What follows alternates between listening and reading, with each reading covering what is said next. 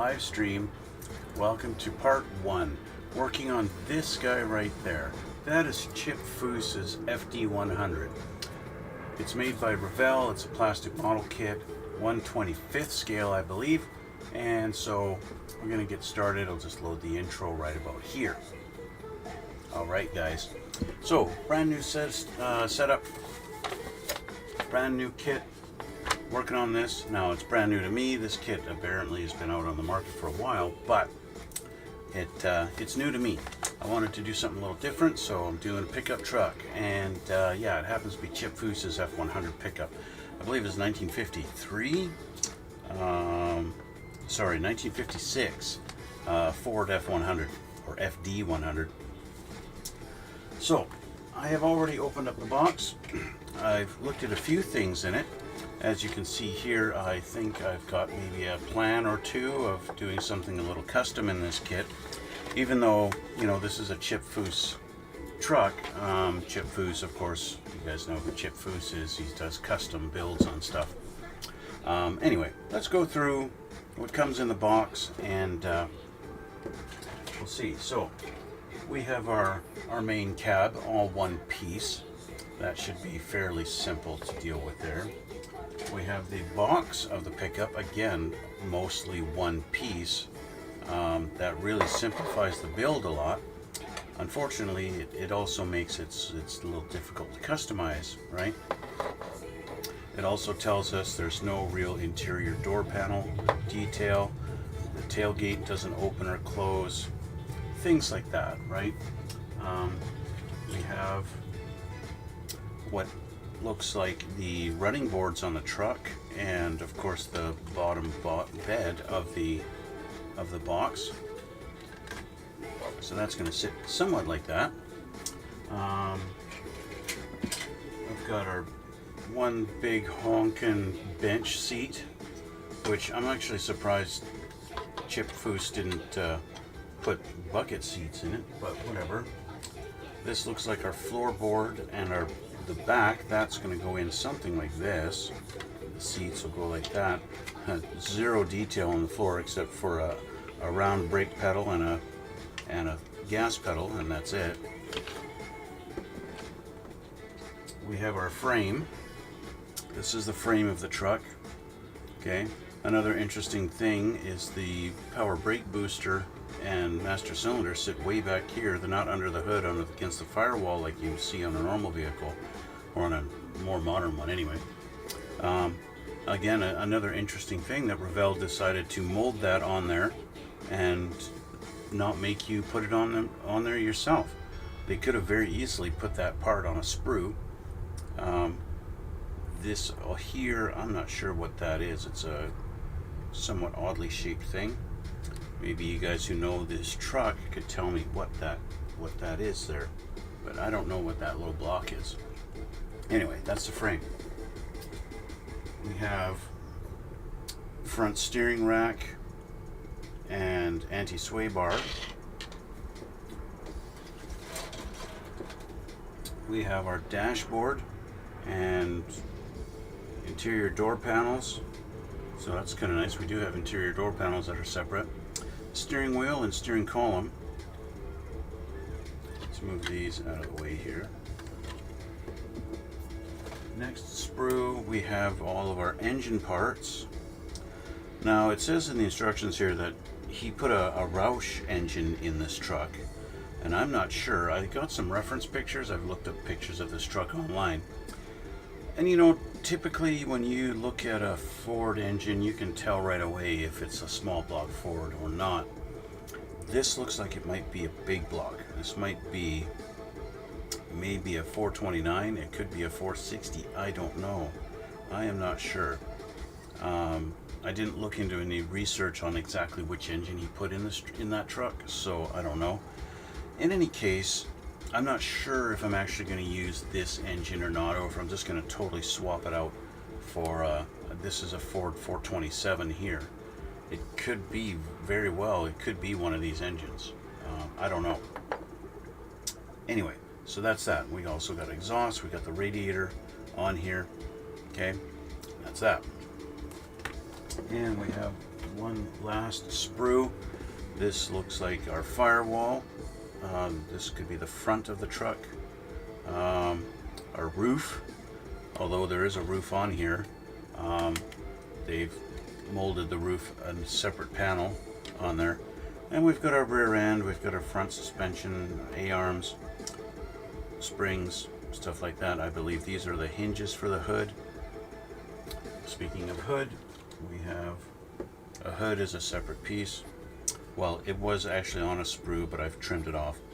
The hood is not a 100% perfect fit. It fits decent enough, but if you're looking for super flush, flat everywhere, perfect fit, you're just not going to get it. It's, you know, it is a Revell kit at the end of the day, so it's not going to fit. I've got a lip right here.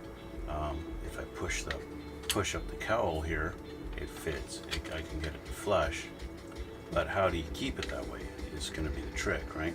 How do you push that up and keep it up? Because I can't push the hood down, I have to push the cowl up to match. And in any case, if I do match that, I don't have a perfect flat. I've got a step here a little bit, and I got a step here a little bit. So yeah, imperfections, and you guys know I'm not a professional modeler, and so when I run into troubles like this, I don't always fix them. I just kind of deal with it, and that's because why? My channel is all about me showing you guys that you don't have to be professional to make a decent looking model kit that looks good on your shelf, right? Unless you're going to sit there and scrutinize at some kind of a modeling show, yeah, you don't need to worry about a lot of stuff, and you don't have to go into crazy detail. But again, that's why I'm here, just to show you guys the techniques I use to get decent looking model kits. And when you're looking at the thing a couple of feet away on your shelf, you're like, that looks pretty good, that looks pretty cool, right? It's all you need. Last, we've got our two little tail lights molded in clear red, and of course we have tires. 4 tires, nice low profiles, somewhat wide. 2 of them are wider than the others, and we have 2 metal rods that are our axles for our wheels. Okay, and oh, I forgot, we've got a chrome sprue with our front and rear bumpers, and door handles, rear view mirrors, the gas cap, and of course our special one-off Foose rims. Lastly, I haven't taken it out of the bag yet, is our clear tree with our windshield, rear window, and our headlights. And that's it. That's all there is to this kit. It's not a lot. It's all we need, really, right? So, let's put a few of these back in the bag. So we are going to get started. I think what I'm going to do is assemble the engine completely before I paint any of it. And I do need to prime everything. I'm going to use Mr. Surfacer 1500 Gray to prime everything on this. And I do have a color in my mind of what color I'm going to use to paint this truck. I've discovered this brand of paint, Pro Scale Paints. Okay, these guys here. And I've got some colors here. I've got the Ford Engine Blue, which the Ford Engine Blue is a color that I've struggled to try and get perfectly. Yeah, I could use light blue, I'd come up with something that's sort of like the Ford Engine Blue, but I could never quite get it. I'm just not that great of a paint mixer myself. I saw these guys actually had Ford Engine Blue, so yeah, I picked it up. They have a nice candy sapphire blue and a candy ruby. I'm going to combine these to make a really dark purple color, and that's my plan for this truck. I'm going to go with a dark purple. I don't want blue, I don't want red. I'd like to get a blue that's so dark that it looks almost black, but I'll be happy with a dark purple. Okay? So I'm going to mix a little bit of the red into the blue when I go to paint. I'm going to do that over top of their sparkling silver color. Okay, this is basically just a silver. It's nothing fancy. Shake it up a little bit here, and we have silver, right? Just like that. Okay, so that's the plan for this truck. These are apparently they're thin enough to spray right out of the bottles. So all I'm gonna have to do is just mix my mix for these two, and I'm done. So that's the plan for this kit. So let's open up our instructions, and I'll change the camera, and we'll see what we do first. Oh, forgot we also have decals that come with the truck. So you get one big honking decal for you, so you don't even have to paint the deck of the back of the truck if you don't want to. The rest of these look like panels for our on the inside of the doors. I'm not sure. They don't show all the decals. Maybe on the interior part. Yeah, they do. They want you to put the decals on the door panels and on the seats. Anyway, page 1. Page 1 is a description. We've got our A through H paint colors, and we've got a whole page of every single part and what it's called.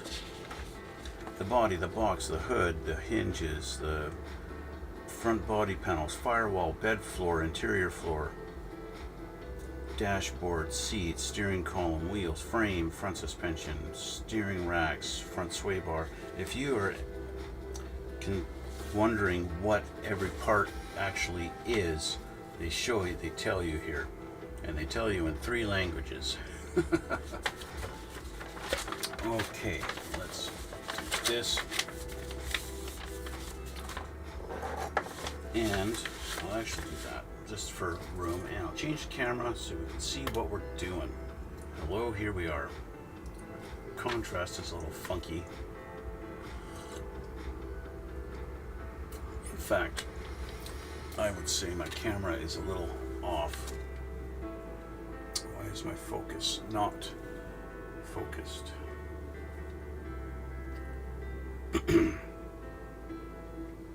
Bear with me a moment. My camera, as I'm having difficulties with my camera.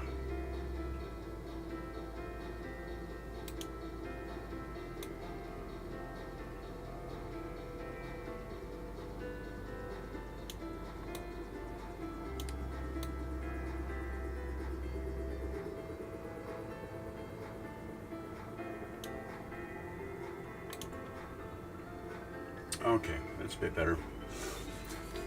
All right, so open this up because I need it. These over.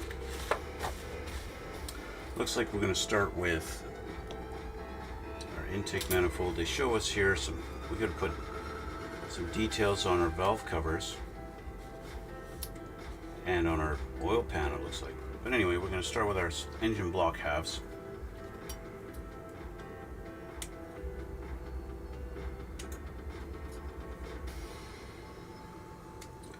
One thing I have noticed, I've built a lot of Revell kits over the years, and I have found that with the engine block halves, a lot of times they do put locating pins to guide you in how it all fits together, and they don't necessarily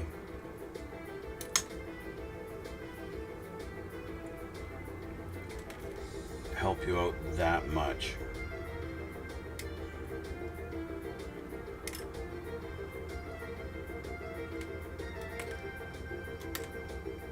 Okay, we're going to start with that, okay? What I find with the guide pins that they use all the time, sometimes you get it lined up here, but then at the back of the transmission you get a big step, and that is exactly the case here. I've got a big step right here, see? Right there. Can't get that across, right? You go up here and you got a step. This is perfect, right? You got a step here, and that's the things with the guide pins. I don't like that. the pins, they always, you know, they interfere. They just don't do it right. So I'm going to do that. I'm actually going to change my glasses too.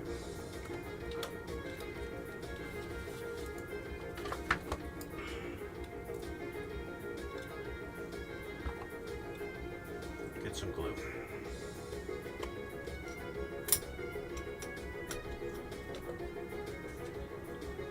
This will allow me, now that the pins are gone, and clean up the flashing.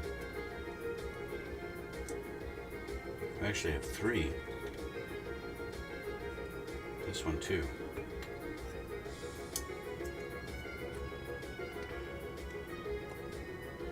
Just get rid of that. And now I can adjust this exactly how I need to, just like this, and get that perfectly lined up at both ends so that it fits properly. And if there's any gaps as a result, well, I'll fill them in, I'll fix that. But at least this way, I don't have big steps in the fitment.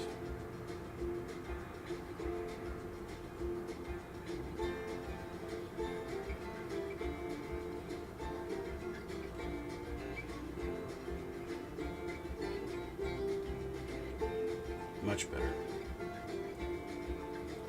Sometimes you get such steps that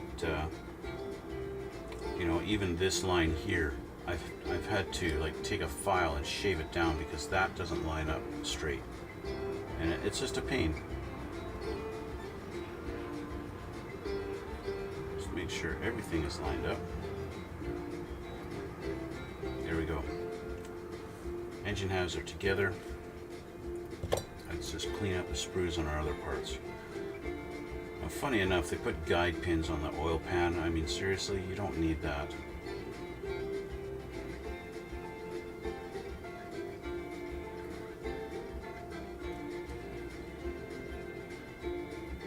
It's not a heck of a lot of detail on our cylinder heads. But I mean, what do you want for a cylinder head, right? Not much. Interesting enough, we actually have holes for spark plug wires. They've pre-drilled holes for spark plug wires in the cylinder heads. I've never seen that before. I do have a 3D printed engine sitting here. Happens to be a Chevy engine, and it's got the spark plugs in the mold.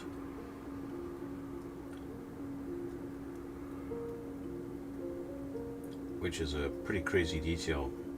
The amount of detail that they can put in a 3D print is pretty amazing to me.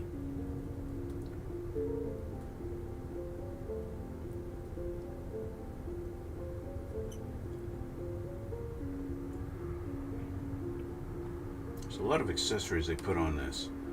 I'm not sure what pulley that is supposed to be. It's just a round circle. I don't know what that is. This looks like a maybe the power steering reservoir, and then this, I don't know. It's an I don't know.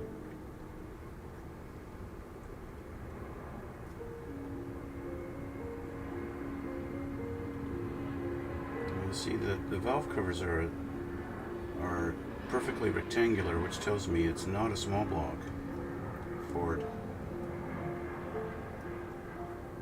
Do have an ejector pin right there on the 2 corners of the valve covers, which will interfere with your fitment.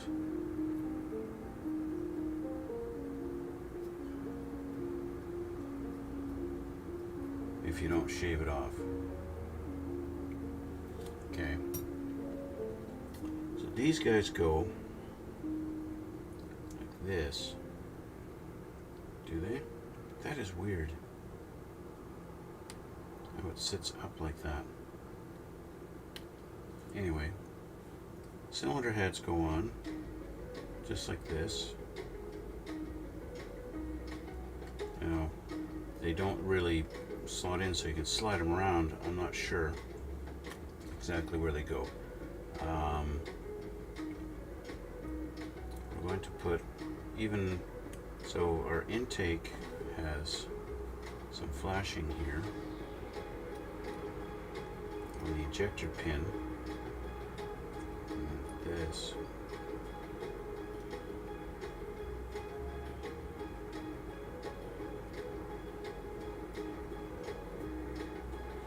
You got a big long slot in the center of it here that's supposed to line up with this hole, and that lines it up and it doesn't move anywhere. So there is your guide to exactly how that's going to fit on there.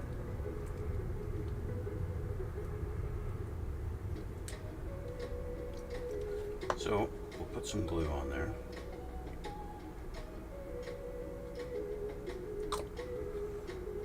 And get our intake put on.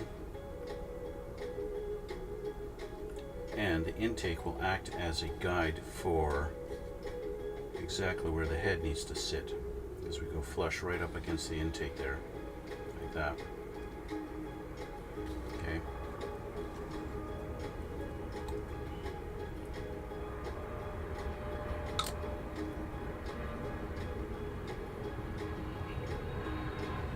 I just realized, I was talking about the Ford engine blue, but this is a crate engine from Ford, and it is all aluminum. It's an aluminum block and aluminum heads, and so it's not blue. None of it is blue. So I just realized that. I just thought of that myself. Wait a minute, I don't need to paint any blue on this engine. It is all supposed to be aluminum. The valve cover goes on there like that. This doesn't quite line up. We've got a big step. That's not very nice. This side's a little better, but the side where the intake meets the head does not line up perfectly. So I'm going to grab my file. Actually, let's just do this. I'm going to dump that off. Grab my file. And I want to shave this down just a little bit to get that to match.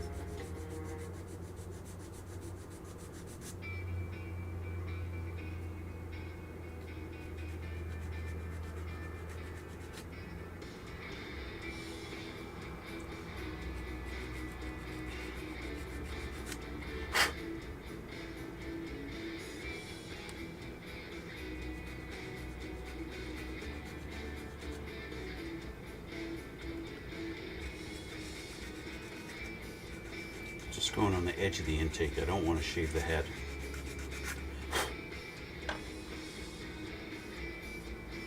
That's much better fit. Thank you very much. That fits a lot better.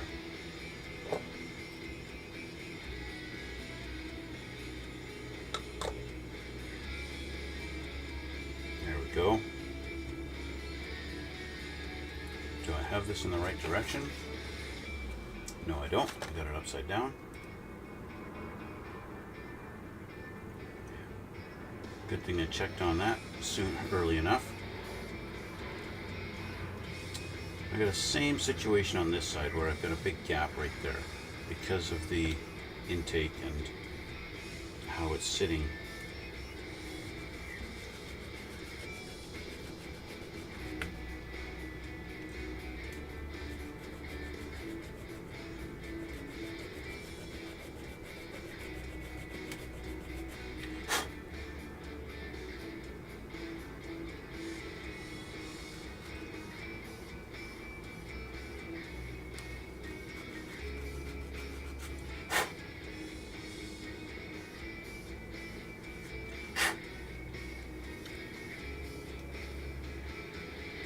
That's better.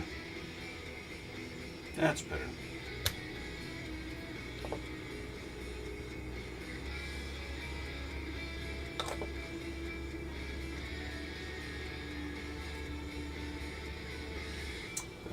are on, and we have our front cover,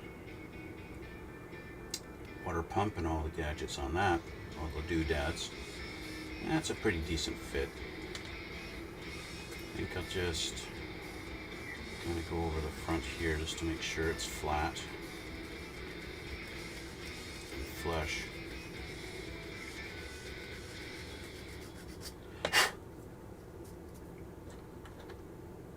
Make sure I don't have any flashing on the back of this. It's going to interfere.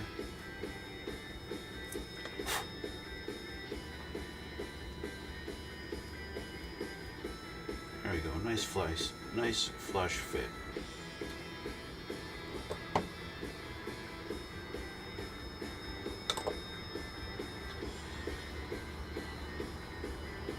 Just like that. Alright, so that's in. We have our oil pan. The sump needs to go at the back. Our guide pins don't really do much. They just, yeah, they don't do much. If you cut the guide pins off, it's not going to make any difference.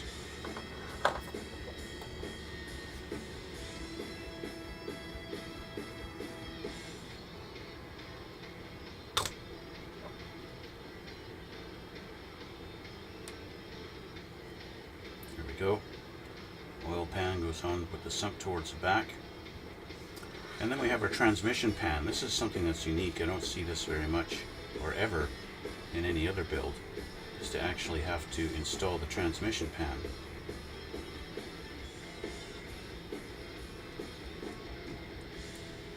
What I'm not super fond of is the fact that they have this guide here to line it up, and it kind of interferes with it a little bit. So I'm going to shave it down. I would rather they didn't do this at all and don't put this step on.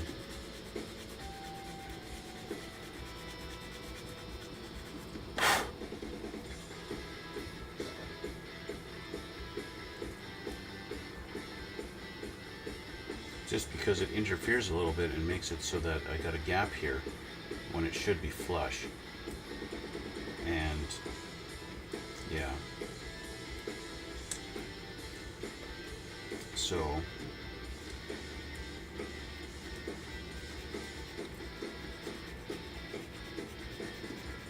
just do what I can to try and eliminate the interference of it, even if I have to file it down to almost nothing or completely flat. I will.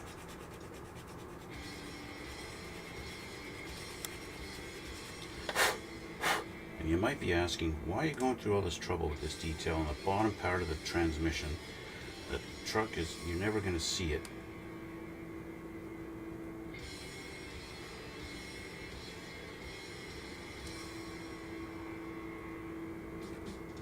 To which I answer, because I want to.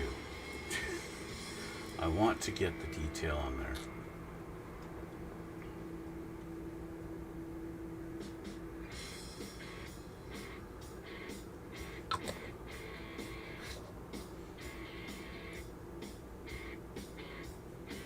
I'm going to squeeze that and hold that for a minute. Let that glue set up. In fact, just so that I don't have to hold it for the next couple of minutes, I'm going to grab this. See if I can convince it to stay on there.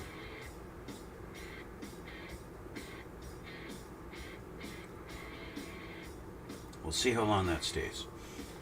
Okay. So that's all this put together, except for our little coil, which is supposed to go on top of the intake manifold. I will worry about that another time. Basically, I need to start painting this aluminum. We got a carburetor that goes on there, but like I said, I'm not 100% sure what exactly I'm going to do with this engine. Okay. I think that should be good enough. I'm not 100% sure what I'm going to do. is I could very well just, you know, take the blower off of this one and put it on here.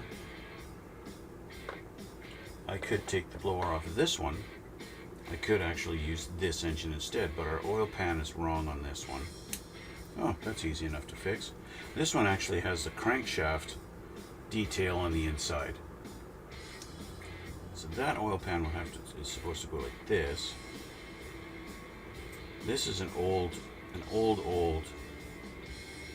mold.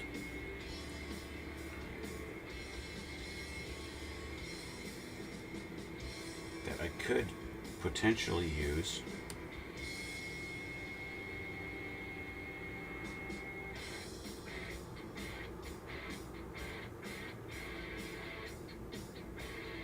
I could put the blower on the front of this. Let me see if I can deconstruct this a little bit. Whoop.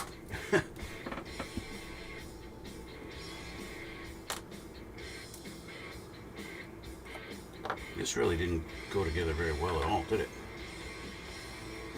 I mean, it went together fine, but definitely didn't stay together.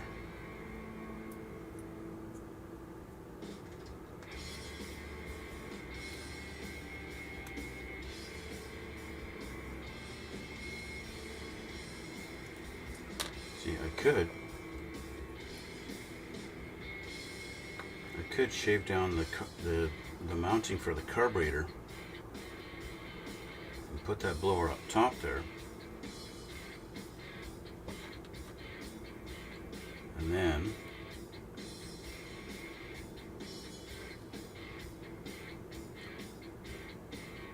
funny enough, this does kind of line up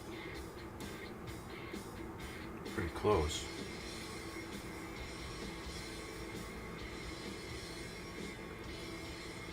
Lines up pretty good. I can get away with that. So that's what I'm going to do. I'm going to shave this down, flatten out this carb mount,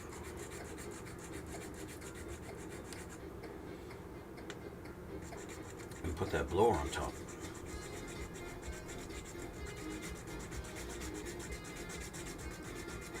This will take a little bit of work to get this down because I've got a good 2 millimeters to shave, but I'm getting there already.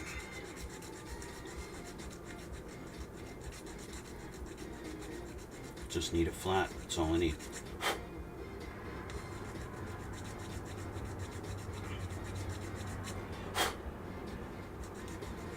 Just need a flat surface for that blower to mount to.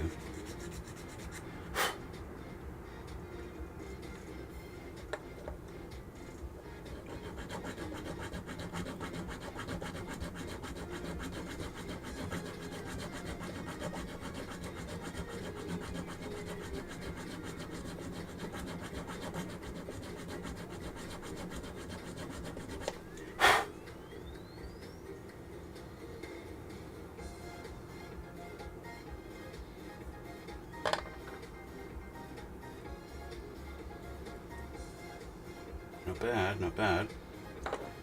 See, what happened is I didn't get rid of the chrome on the bottom of this, and that's why it didn't stick properly. I need more surface on the bottom here for it to glue to.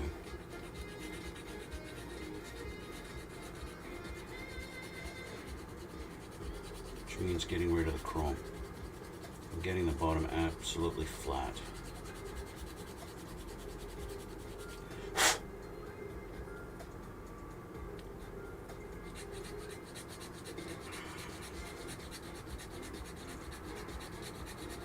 That's the important thing with chrome parts.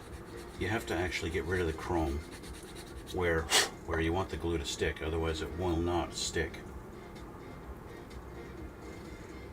There we go. So we're going to have a nice blower sticking on this thing. What's going to be interesting is how it sticks out of the hood. But then again, there's a lot of depth in this thing. I'm going to do a little test fit here while we're looking at this, okay? Where's our frame?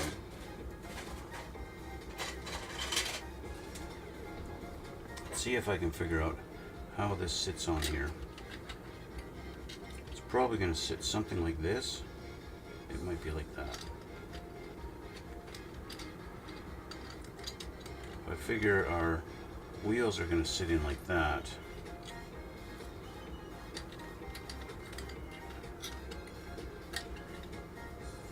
Probably lining up somewhere around there, which means our engine is going to mount on this.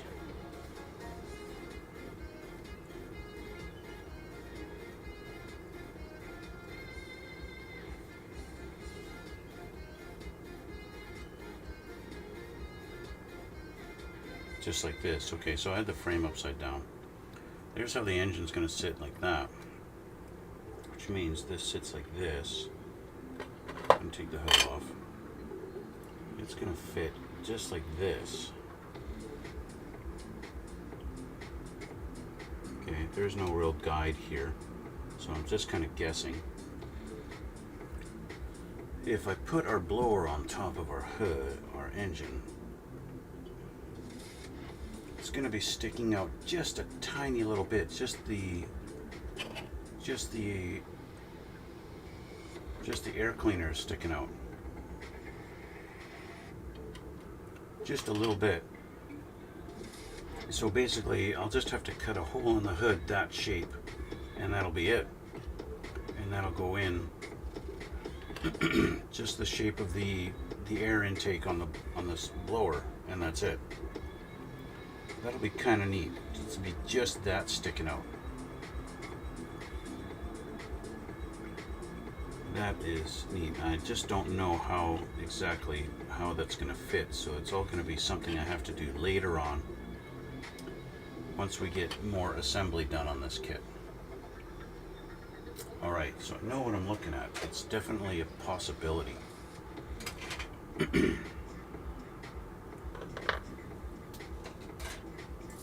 Definitely possible. Just want to make sure this is straight.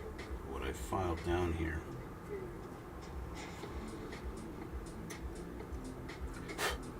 That's good. Don't need these. I do need that.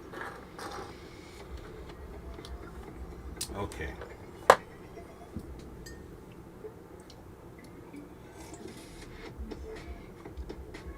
Because I got to do painting, we're just going to skip this for now. See what's next.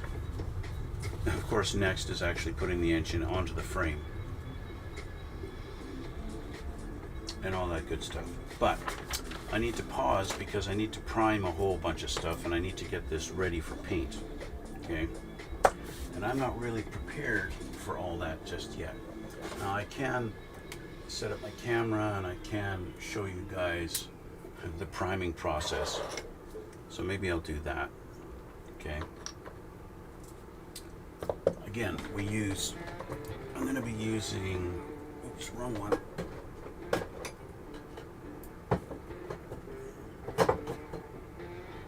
This guy here, Mr. Surfacer 1500 gray. This is a brand new one.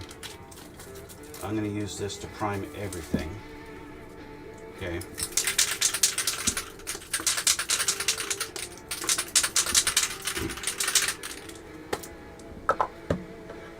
So I'm going to take a toothpick. I think I got a toothpick sitting here somewhere. Maybe not. I thought I had a toothpick on my desk, but no, that's okay. I'll grab one of these.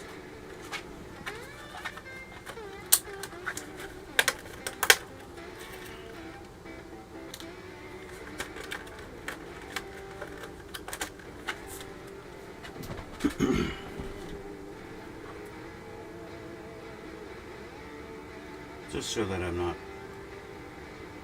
painting my hands.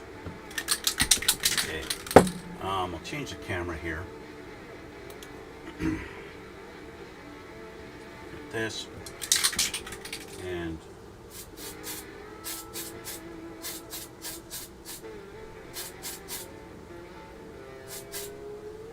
that's that. That's the engine.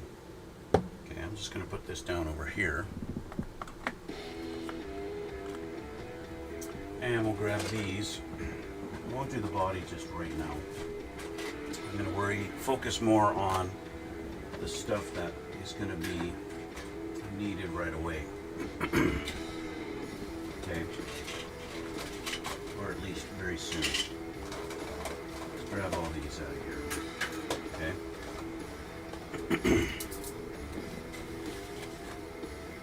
So we've got this, the rest of the engine parts, and the frame. Okay, bucket seats, interior stuff. Got our frame.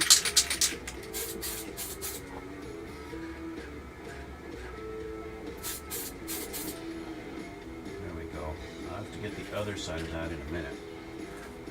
We got these guys.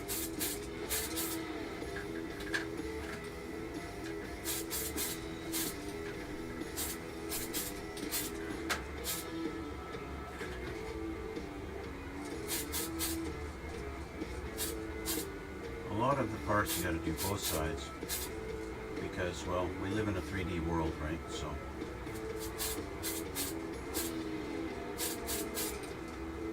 there's that sprue done. Let's do our steering rack. Okay. Got the rear end, some other suspension pieces.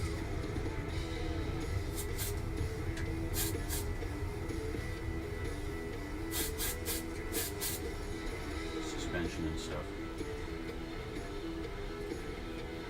While I'm at it, do a front firewall slash bulkhead, and I might as well do the roof.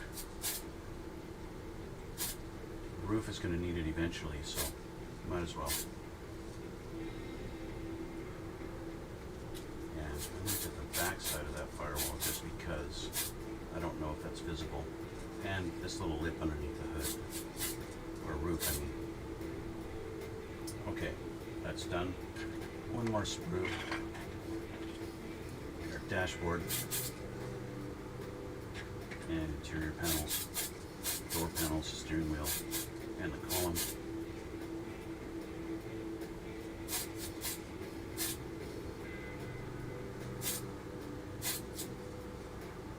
And that's that. Floorboard and rear panel.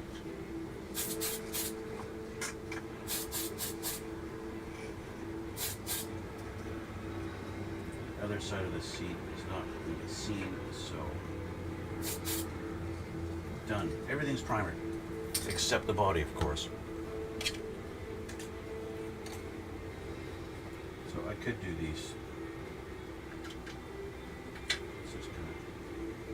Seat over here.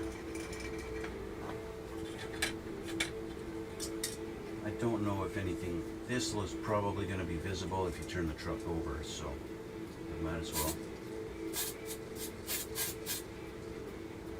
Do the underside.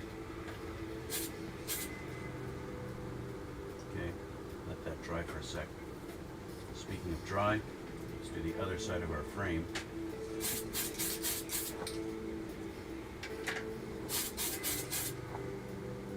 That's done now.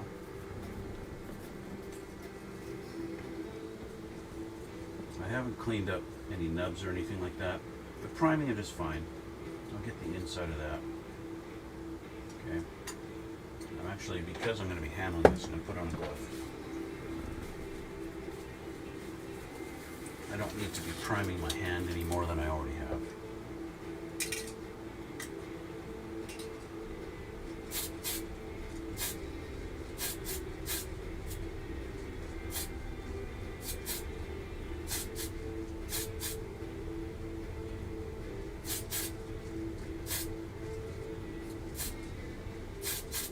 As you can tell, getting it at the angles forces me to prime my fingers. Especially because I'm holding it. It's such a spot that it's a little precarious. There we go. Okay, I can't touch that now because it's primed literally everywhere. So, that's going to be it for that. Okay. At least for now. I think, guys, that is where I'm going to have have to end it for today. So I got to let the paint dry, and then I've got to do some more painting. Got to let paint dry, then paint some more. That's the nature of the beast here.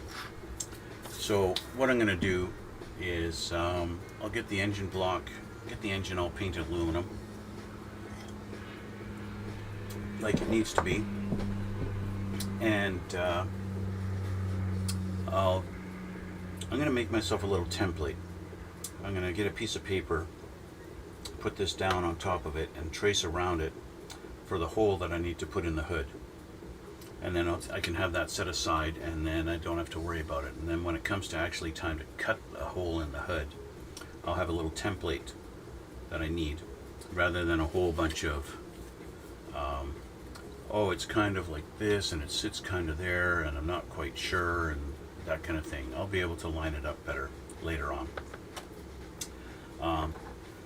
So coming up, when I hit 1,000 subscribers, I'm going to do a collaboration. I'm going to build a Porsche with my girlfriend, or my fiance actually, and yeah, I'm going to build a Porsche with my fiance, and we're going to both build the exact same model kit together. I'll be instructing her. She's never built a model kit in her life, and so we're going to do that together and show you guys that it's not that difficult. Even somebody who's never built one before can build a model that looks pretty decent when it's sitting on a shelf. So hit that subscribe button, because the sooner I hit 1,000 subscribers, the sooner that takes place. All right, guys. Also, please hit that like button. Leave a comment down below. Let me know what you think. This is going to be an interesting build. So, yeah. Thanks, guys, for watching. Thanks for coming out. Check out the description box below for links to my Instagram and stuff like that. And we'll see you all in the next one.